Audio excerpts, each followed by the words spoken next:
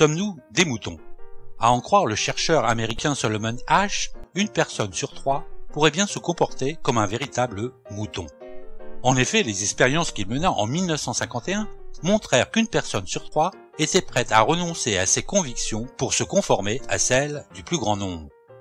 Ainsi, si un groupe se met d'accord pour donner une réponse erronée à un problème, il y a de fortes chances pour que nous ne remettions pas en question la solution proposée par l'ensemble du groupe et que nous l'acceptions même si celle-ci est erronée.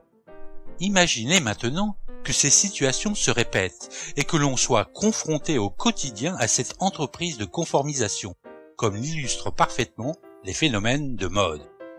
Ce triste constat sur nos faiblesses psychologiques fait de nous des proies faciles pour les médias de masse et autres agences de publicité qui fabriquent au quotidien l'opinion publique. Mais ce n'est pas tout. Ce conformisme social ne s'arrête pas aux seuls médias, il s'étend à tous les groupes sociaux avec lesquels nous sommes en contact régulièrement, comme l'entreprise, l'école, les associations, les partis politiques, Facebook, Twitter, etc.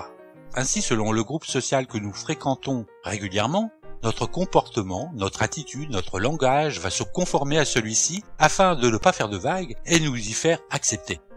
Pire encore, alors qu'hier nous nous soumettions bon gré, mal gré à la pression sociale exercée par notre groupe d'appartenance, voilà maintenant que nous relayons cette pression sociale sur les autres. Nous reproduisons nous-mêmes ses normes, son langage, ses comportements, ses interdits, etc. Nous ne sommes plus simplement ceux qui subissons, mais également ceux qui produisent.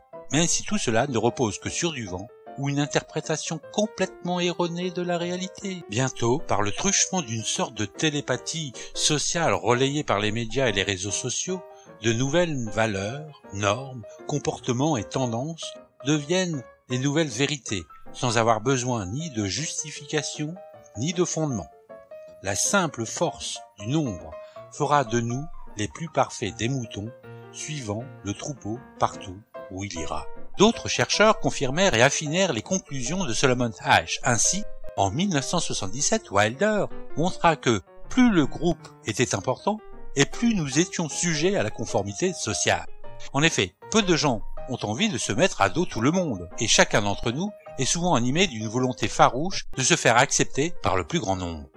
De la même manière, les expériences menées par Philippe Constanzo en 1970 confirmèrent les travaux de Solomon Asch et montrèrent en plus que la pression de conformité sociale était maximale à l'adolescence. Ainsi, un ado sur 2 serait un parfait mouton, alors que cette conformité s'établit à 1 sur 3 vers 20 ans. Reste à savoir maintenant ce que vous ferez de ce petit savoir. À bientôt!